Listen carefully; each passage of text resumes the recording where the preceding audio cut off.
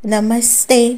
मी सायली घरोघरी रुचिरा या चॅनलवरती तुमचं खूप खूप स्वागत आहे. तर आज मी तुम्हाला मालवणी पद्धतीने मच्छीची चटणी कशी बनवायची ती दाखवणार आहे, एकदम कमी साहित्यामध्ये. तर इथे मी आता काय काय घेतलं आहे ते तुम्हाला पहिल्यांदा दाखवते. तर इथे मी ही सुकी मिरची घेतलेली आहे. त्यानंतर धने, टॅमॅटो, कांदा, खोबरं आणि हळद हे साहित्य आपण घेतलेलं आहे.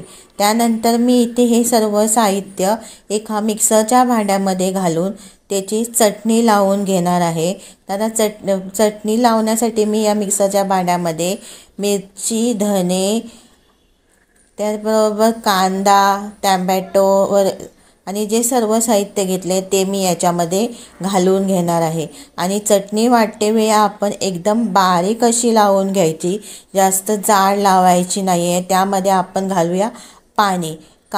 पाणी थोडंच घालायचं, नाहीतर काय होतं मिक्सरला लावते हे पाणी बाहेर येतं. त्यामुळे आपण कमी घालायचं आहे, जसं लागेल तसं तुम्ही घालू शकता. त्यानंतर हे बघा इथे आपली चटणी लावून झालेली आहे, पाहू शकता.